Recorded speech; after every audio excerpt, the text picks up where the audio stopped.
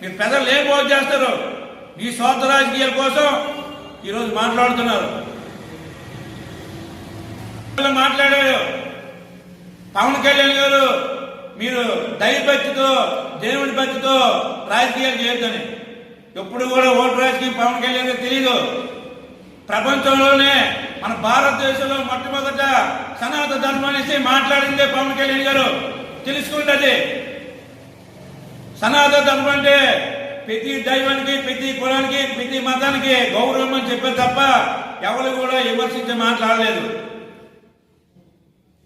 ఈ రోజు మురుగన్ ఎంతో తమిళనాడులో మదురైలో చేసుకున్న గొప్ప దైవ కార్యక్రమానికి పవన్ కళ్యాణ్ వెళ్తే అక్కడున్న దైవభక్తులందరూ కూడా, సోదరులందరూ కూడా పవన్ కళ్యాణ్ దీవించారు. దాన్ని కూడా రాజకీయంగా తమిళనాడులో ఒకరు లేపారు, సినీ యాక్టర్ని.